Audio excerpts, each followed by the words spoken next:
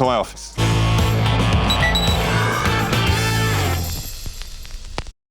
The beauty of remote work is that you can literally work from anywhere, be it a hotel, an Airbnb, or, well, the park. Preferably not in the middle of the winter, but even the winter has its own beauty. The downside of remote work is that you can work literally from anywhere, and sometimes you have to. Sometimes it's a hotel room, Airbnb, or a park. And in order to be productive, you need some gear. So in this video, I'm gonna share with you which gear I use when I travel in order to work productively, make sure I have coffee, and have some entertainment at the end of the day, and some safety. Safety is always important. So, what's on my desk? Well, my trusted Roost stand is still here. It's been serving me for, at this point, I think it's 4 years, and it still works almost like new. Roost doesn't even make that model anymore. They have a new one. I still love it. It still works. And whenever that one will die, I'll get the new one. As for everything, links are in the description below. Next, I use my iPad Pro primarily as my second screen. And in previous videos, I showed how I use it with the attachment on the side, which is a cool thing, but they don't make this attachment anymore. And actually, I found out with the Roost stand, an iPad Pro fits perfectly well on the keyboard, which you don't need to use anyway. In a previous video, I showed the Keychron K3 keyboard. Well, the Azio Cascade Slim have replaced that one for me, and I absolutely love this keyboard. This is my everyday keyboard and travel keyboard. It's so nice, it feels so well. It comes with this lovely pouch that also serves as a mouse pad, and super clicky, super slim. That keyboard replaced all keyboards for me. Next, the Opal C1 is my webcam.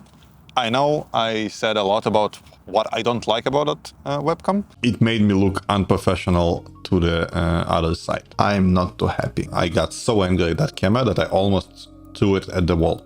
Well, I still use it. The software sucks, but nothing beats the quality. It's portable enough. I know Opal have just released the Tadpole. Maybe I'll do a review on that one in the future, but for now, that's what I travel with.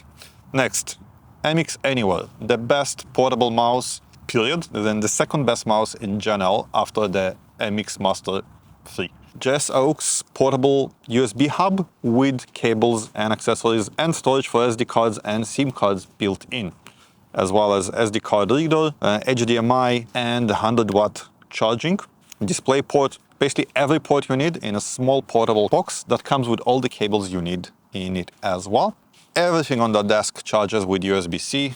You won't find anything which is micro USB or whatever, full, USB-A.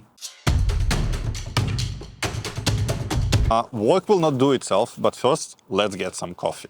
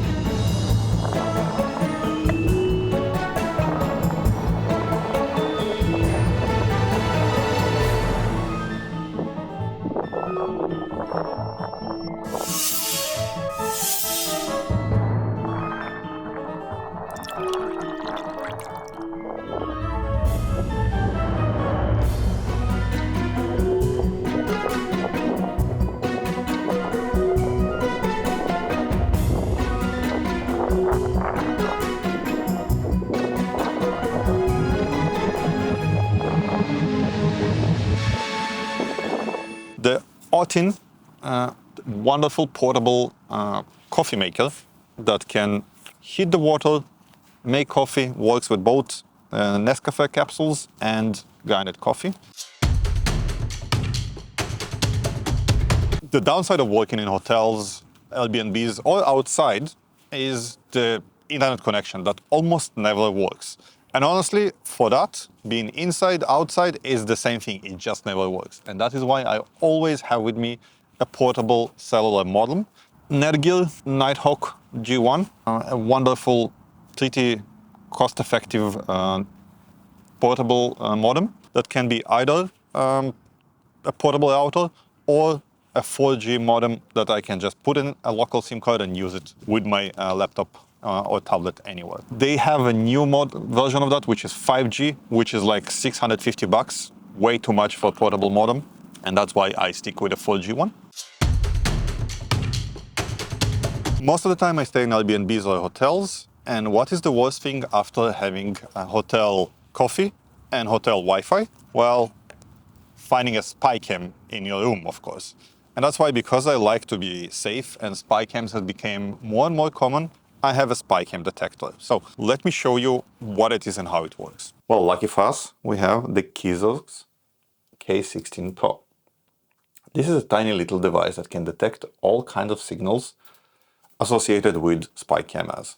It can detect infrared, radio frequencies, Wi-Fi, magnetic frequencies, and it even has an infrared flashlight that can help reflect lenses and cameras. When the device finds specific frequencies, such as infrared, it beeps. If we have Wi-Fi transmission, if we have radio frequency transmission, infrared, the device will find them. Keep in mind, turn off your own Wi-Fi devices so they won't confuse you. Let's go for a quick sweep and see if we can find anything.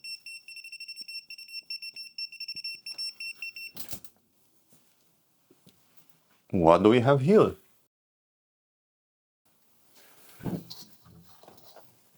Oh wow, that is a tiny little spy camera. You can see how its lens flickers the moment I shine that infrared flashlight at it. I'll admit, that camera was not here, I planted it for the video. But I did find it in an apartment in Charlotte, North Carolina, basically recording when we checked in. I took it with me, and since then I use it as a security camera whenever I check in into a hotel. This little camera can shoot at 1080p and does not have a transmission, but it has an SD card to record. A link to buy it is in the description below. Right, now that work is done, we can finally have some downtime and enjoy some entertainment. Time to fire my Nebula 3 projector from Anker, an amazing portable projector with Android TV built in at the size of a little bit bigger than a Coca-Cola can, and launch some of my favorite content.